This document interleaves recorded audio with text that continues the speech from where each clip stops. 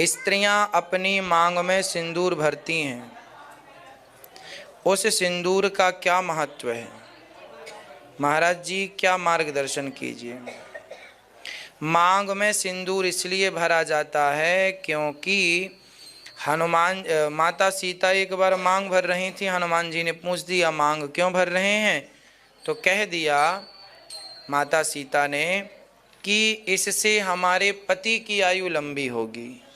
तो पति की आयु लंबी हो इसलिए मांग भरते हैं, लंबी आयु के लिए, इसलिए मांग भरने की ये हमारी हिंदू रीति रिवाज परंपराएं अनादि हैं।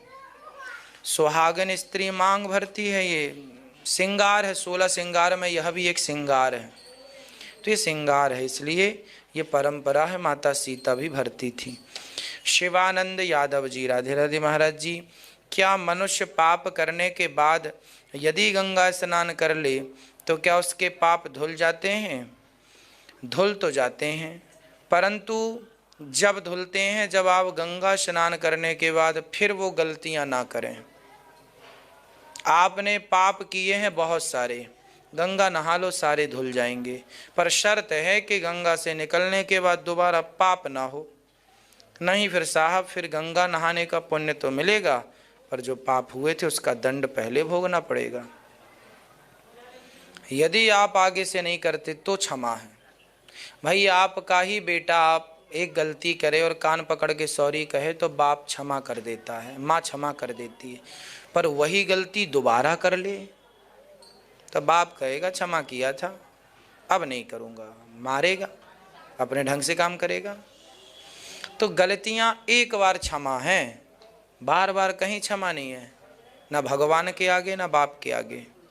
सही है कि नहीं? दिवाकर शुक्ला जी, राधे महाराज जी, राधे राधे महाराज जी, आप सभी चैनल को सब्सक्राइब कर लो और शेयर करते रहो। आज हमारे हिंदू धर्म को ज्ञान की कमी है। आप सभी वीडियो शेयर करते हैं तो लोगों तक ज्ञान नॉलेज पहुंचता है, इसलिए ये शुभ कार्य कर लिया करिए। राधे राधे महाराज जी, जो पुरुष नित्य पूजा पाठ करता हो और एक दिन यदि किसी कारणवश पूजा ना हो पाए तो क्या भगवान नाराज हो जाते हैं? ना जी, भगवान देखो कभी नाराज नहीं होते। पूजा तुम करो ना करो, तुम शिशुपाल तो गालियां दे रहा था तो भी भगवान नाराज नहीं हुए। भगवान कभी नाराज नहीं होते। पूजा करो, एक दिन नहीं कर पाए कोई बात नहीं, बाकी दिन करो, भगवान कभी नाराज नहीं होते। भगवान हमारे माता पिता हैं, भगवान से प्रेम करो, भगवान से माता पिता की तरह, वो कभी नाराज नहीं होते। वो भगवान है सदा, वो भगवान है शांताकारं भुजगशयनं पद्मनाभं सुरेशं विश्वाधारं गगन सदृशं मेघवर्णं शुभांगं लक्ष्मीकांतं कमलनयनं। भगवान बहुत करुणा के अवतार हैं। अहम भक्त पराधीना ये दारागार पुत्राप्तान प्राणान वित्तमिमं परम हित्वा माम शरणम याता कथम तांस्तक्तु मुत्सहे। जो मेरे लिए सब त्यागता है मैं उसके लिए सब त्याग सकता हूँ, ऐसा भगवान कहते हैं। भगवान कहते हैं नमे भक्त्या प्रणश्यति, मेरे भक्त का कभी नाश नहीं होता। भगवान कभी नाराज नहीं होते अपने भक्त से, बहुत प्यार करते हैं। जितना प्यार एक माँ अपने बेटे से करती है उससे करोड़ों गुना ज़्यादा प्यार भगवान अपने भक्त से करते हैं। रावण ने जरा सा भक्त को लात मार दिया, सर्वनाश कर दिया कि नहीं? भगवान कहते हैं हमें लात मार लोगे हम सहन कर लेंगे। भृगु जी ने लात मारी थी भगवान को, भगवान ने कोई जवाब नहीं दिया था, सहन कर गए थे। लेकिन रावण ने विभीषण को लात मारा तो भगवान ने सहन नहीं किया। रावण ने सीता माँ को चुराया, राम जी ने कोई एक्शन नहीं लिया हो तो बताओ। राम जी ढूंढते रहे सीता, जटायु ने बता भी दिया कि रावण ले गया, फिर भी राम जी ने रावण को नहीं देखा।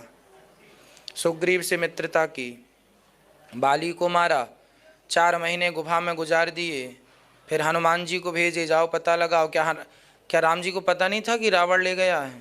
सीधे चढ़ाई करनी थी, हनुमान जी को भेजने की क्या जरूरत थी? राम जी को पता था।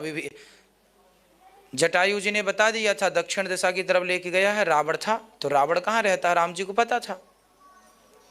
तो फिर काहे हनुमान जी को भेजने की जरूरत है, जाओ सीता का पता लगाओ। राम जी कहते हैं कोई बात नहीं, सीता को लंका में थोड़े दिन और रहने दो। राम जी खुद देरी कर रहे हैं। राम जी चाहते तो एक बाण मारते, वहीं से रावण मर जाता। राम जी ने रावण की वह गलती माफ कर दी थी जब वो सीता चुराया था। राम जी ने कोई एक्शन नहीं लिया, लेकिन रावण ने जब विभीषण को लात मारा तब से राम जी का एक्शन चालू हुआ। राम जी कहते हैं तुम हमें मारो चलेगा, हमें गालियां दो चलेगा, परंतु हमारे भक्त को तुमने गालियां दी और हमारे भक्त को तुमने अपमानित किया तो नहीं चलेगा। हमें लात मार दो चलेगा, हमारे भक्त को तुम कुछ बोलोगे ना, खानदान में कोई नहीं बचेगा फिर।